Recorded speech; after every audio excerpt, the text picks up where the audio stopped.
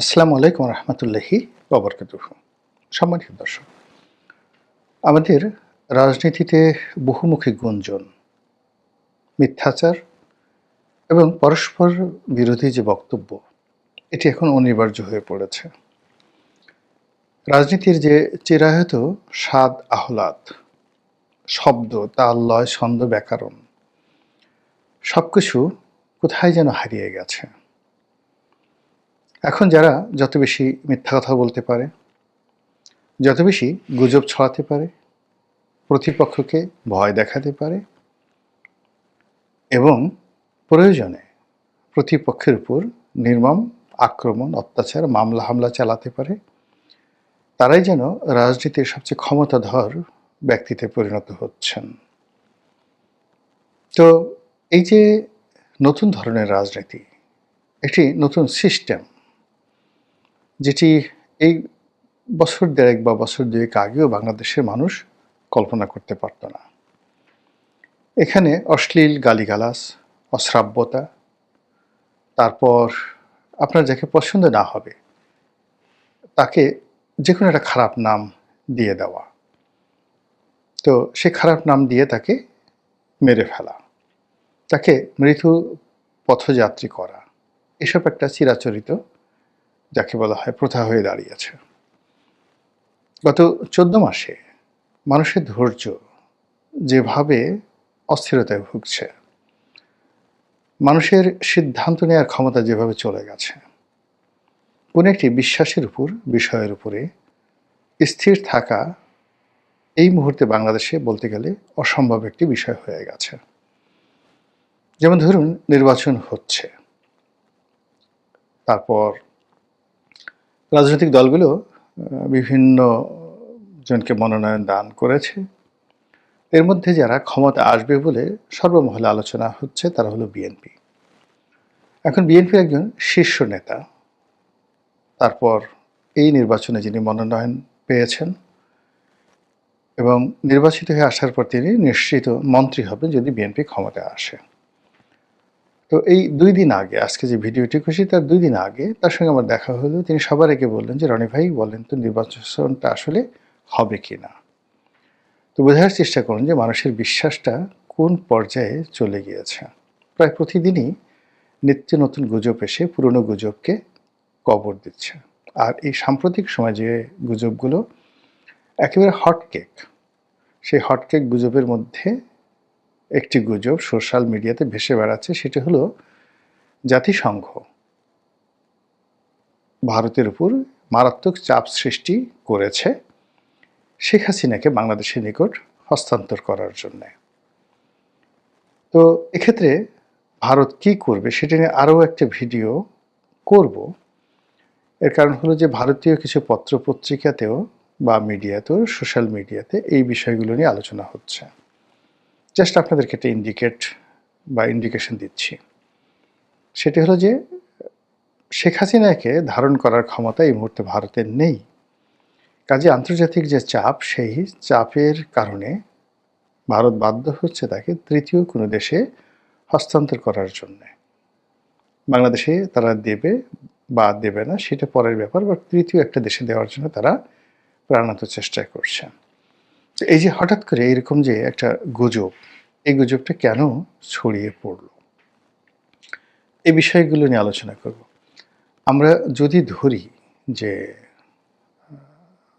একটি নির্বাচন ফেব্রুয়ারি মাসে হবে, ডিসেম্বর মাসের 15 তারিখের আগে একটি শিডিউল ঘোষণা করা হবে, তাহলে এই মুহূর্তে আসলে শেখ হাসিনাকে নিয়ে আলোচনার কোনো জরুরত নেই, মানে কোনো প্রয়োজন নেই।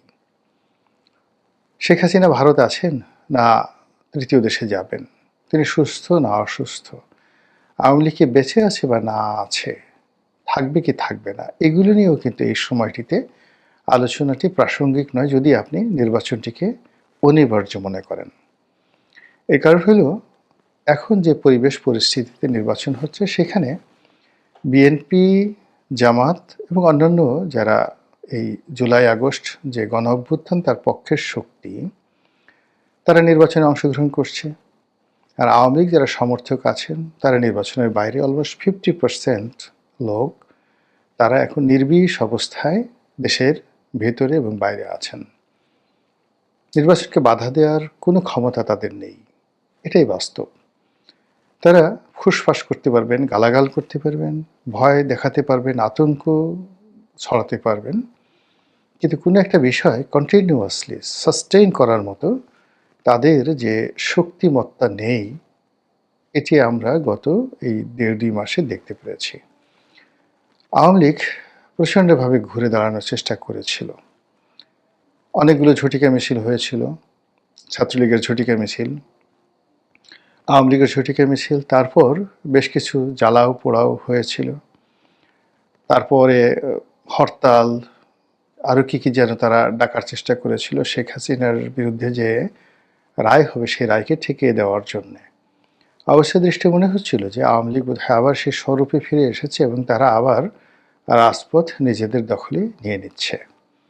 কিন্তু ওই যে বললাম যে একটি আন্দোলন চালিয়ে নেওয়ার জন্য যে রাজনৈতিক শক্তি দরকার, যে পরিবেশ দরকার, পরিস্থিতি দরকার, যে মনোবল দরকার, ওটা আসলে আওয়ামী লীগের এখন নেই। আওয়ামী লীগের অনেক নেতাকর্মী যাদের সঙ্গে আমার পরিচয় ছিল আগে, অনেকেই টেলিফোন করেন। তারা বলার চেষ্টা করেন যে রনি ভাই, আমাদের অবস্থা কী হবে, তারপর আমরা কবে ফিরে আসব। আমি যে কথাগুলো তাদেরকে বলি, এই যাকে বলে টেলিভিশন টক শোতে গুলোতেও ঠিক একই কথা বলি, এবং এই ইউটিউবেও কিন্তু কন্টিনিউয়াসলি সেই কথাগুলো বলি।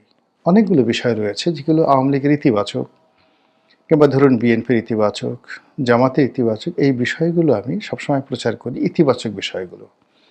আর যেগুলো আমাদের সংবিধান, স্বাধীনতা, সার্বভৌমত্বের সাথে সাংঘর্ষিক, বিশেষ করে মহান মুক্তিযুদ্ধ, সেই প্রসঙ্গ টানতে গিয়ে যারাই এর বিরুদ্ধ পক্ষ তাদের সমালোচনা করি, এবং সেই ক্ষেত্রে রাজাকার, আলবদর, আশামস, তাদের নামগুলো অটোমেটিক চলে আসে।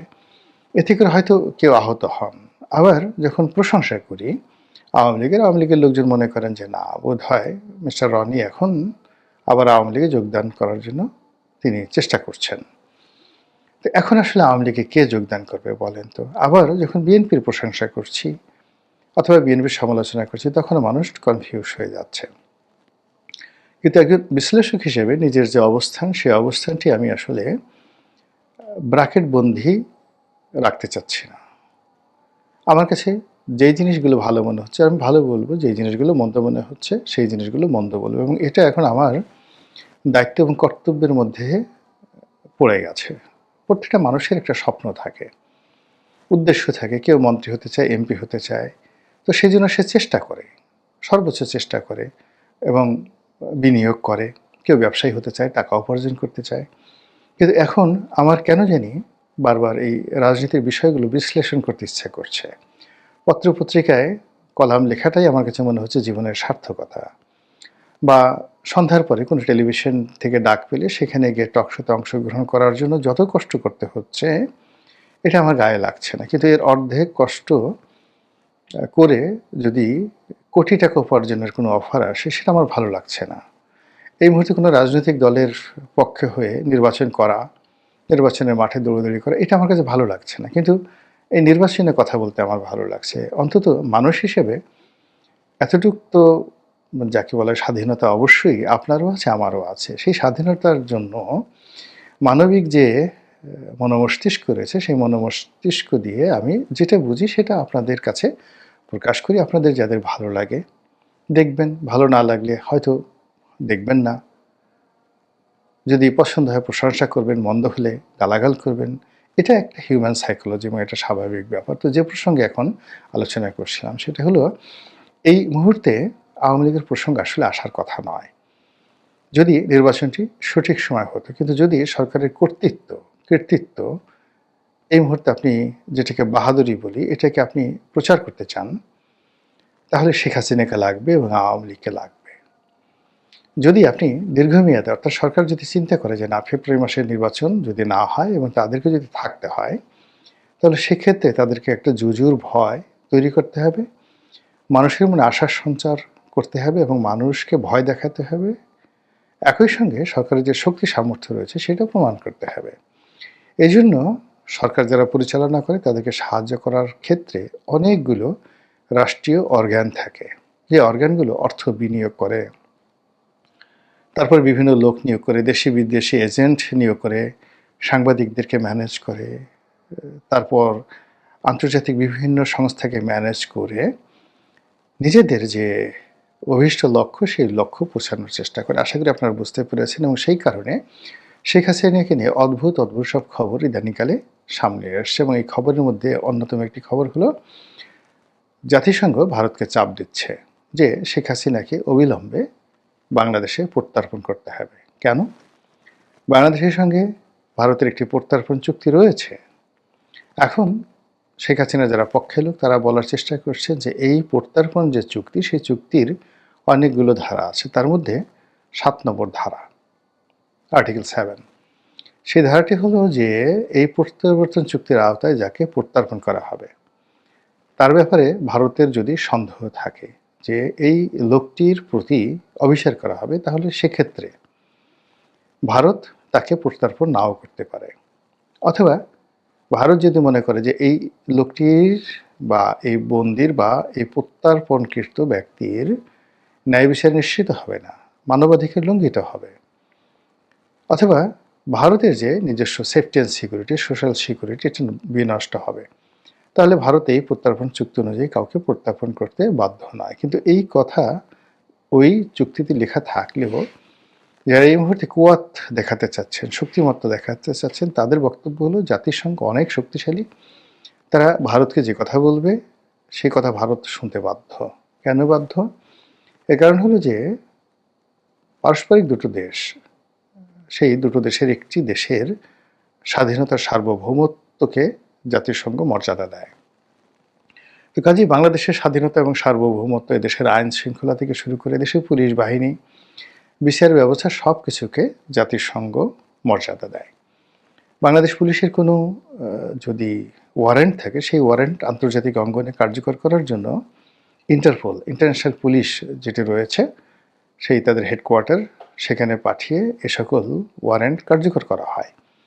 এটা জাতিসংঘের একটা সিস্টেমের মধ্যে কাজ করে এবং জাতিসংঘ এই আইনগুলো, এই দৃষ্টিভঙ্গিগুলো যদি বলবৎ করতে না পারে, তাহলে কেউ তো জাতিসংঘের মেম্বার হতে চাইবে না, কেউ জাতিসংঘের প্রতি আস্থা রাখবে না, বিশ্বাস রাখবে না। তো সেই অর্থে জাতিসংঘ সবসময় করে কি, তার যারা মানে সদস্য রাষ্ট্র, সেই সদস্য রাষ্ট্র যেন যে ইন্টারন্যাশনাল কনভেনশনগুলো রয়েছে, আন্তর্জাতিক যে কনভেনশনগুলো রয়েছে, সেগুলো, জাতিসংঘের যে সকল সনদ রয়েছে সেই সনদগুলো, যে সকল আন্তর্জাতিক আইন রয়েছে সেই আইনগুলো, এবং পারস্পরিক আঞ্চলিক যে সকল কনভেনশন আইন রয়েছে এবং পারস্পরিক যে চুক্তিগুলো রয়েছে, যেমন ভারতের সাথে বাংলাদেশের বন্দি বিনিময় চুক্তি, এইগুলো যেন অক্ষরে অক্ষরে পালিত হয়, এটা জাতিসংঘ নিশ্চিত করে এবং তারই প্রেক্ষিতে তারা ভারতকে চাপ দিচ্ছে যেন শেখ হাসিনাকে বাংলাদেশে প্রত্যার্পণ করা হয়। অসাধারণ যুক্তি। এই যুক্তি আপনি অস্বীকার করতে পারবেন না। দ্বিতীয়ত যে জিনিসটি আছে, এখানে বাংলাদেশের সঙ্গে ভারতের যতটা না সম্পর্ক, এই মুহূর্তে রোহিঙ্গা সংক্রান্ত বিষয়াদি নিয়ে বাংলাদেশে বর্তমানে যারা ক্ষমতায় আছেন এবং আগামীতে যারা আসবেন তাদের সঙ্গে জাতিসংঘের সম্পর্ক রাখাটা অতি জরুরি। এর কারণ হলো এখানে যে মানবিক করিডর, এখানে যে রোহিঙ্গাদের সমস্যা রয়েছে এবং এর সঙ্গে জাতিসংঘের যে ইনভলভমেন্ট রয়েছে, সেখানে বাংলাদেশ সরকারের সুস্থতা, স্বস্তি এবং তাদের ভালো থাকা জাতিসংঘের একান্ত কাম্য। এখানে যদি একটি বিশৃঙ্খল অবস্থা তৈরি হয়, তাহলে সেই দায় দায়িত্ব জাতিসংঘের কম নয় এবং এটা যদি শেখ হাসিনাকে কেন্দ্র করে হয়, আওয়ামী লীগকে কেন্দ্র করে হয় এবং ভারতের কারণে হয়, তাহলে সেক্ষেত্রে জাতিসংঘ যদি সরকারকে সাহায্য করতে না পারে, তাহলে জাতিসংঘকেও সরকার কোনো সাহায্য করবে না। এটা এখন সাধারণ ব্যাপার। কাজেই জাতিসংঘ এখানে তাদের সর্বশক্তি নিয়োগ করে শেখ হাসিনাকে এই বর্তমান সরকারের কাছে হস্তান্তর করে দেওয়ার জন্য রীতিমতো পণ করেছে। এরকম একটা প্রচার, প্রোপাগান্ডা সোশ্যাল মিডিয়াতে চলছে। এর বাইরে আরও বলার চেষ্টা করা হচ্ছে যে বর্তমান জাতিসংঘের যিনি মহাসচিব, তিনি ডক্টর মোহাম্মদ ইউনূসের ঘনিষ্ঠ বন্ধু। ওয়েস্টার্ন কান্ট্রিগুলোর সঙ্গে বর্তমান সরকারের ভালো সম্পর্ক, ডক্টর ইউনূসের সাথে ব্যক্তিগত সম্পর্কে, সব মিলিয়ে শেখ হাসিনাকে আসলে ভারত ধারণ করতে পারছে না, তাকে ফেরত দিতে হবে। এখন প্রকৃত ঘটনা কি? প্রকৃত ঘটনা হলো ভারত এখন এমন একটা রাষ্ট্র, যে রাষ্ট্র জাতিসংঘের সাধারণ পরিষদ তো দূরের কথা, অন্যান্য প্রতিষ্ঠান তো দূরের কথা, নিরাপত্তা পরিষদকেও তারা কিন্তু ওইরকম যাকে বলা হয় বুড়ো আঙ্গুল দেখিয়ে থাকে। তারা আমেরিকার মতো একটা রাষ্ট্রকে বুড়ো আঙ্গুল দেখিয়ে সেই ইউক্রেন যুদ্ধের পর থেকে আজ অবধি বুড়ি আঙ্গুল দেখিয়ে তারা কিন্তু দুপায়ের উপরে শক্তিমত্তা নিয়ে দাঁড়িয়ে আছে। তারা আমেরিকাকে চ্যালেঞ্জ জানিয়ে পাল্লা দিয়ে মিস্টার পুতিন, ভ্লাদিমির পুতিনের সঙ্গে সম্পর্ক বজায় রাখছে। তো এরকম একটি রাষ্ট্রকে আপনি জুজুর ভয় দেখাবেন, বা এরকম একটি রাষ্ট্র জাতিসংঘকে ভয় পাবে, আমেরিকাকে ভয় পাবে, বা আমেরিকার হুমকিতে শেখ হাসিনাকে বাংলাদেশের নিকট প্রত্যর্পণ করবে, এটি মানে বিশ্বাস করা আর বেকুবের স্বর্গে বসবাস করা একই বিষয়। আমি পুরো ঘটনা বললাম, এখন আপনি কোন পক্ষে থাকবেন সেটা আপনার একান্ত ব্যক্তিগত বিষয়। মহান আল্লাহ আমাদের সবাইকে হেদায়েত দান করুন এবং হেফাজত করুন। আসসালামু আলাইকুম ওয়া রাহমাতুল্লাহি ওয়া বারাকাতুহু।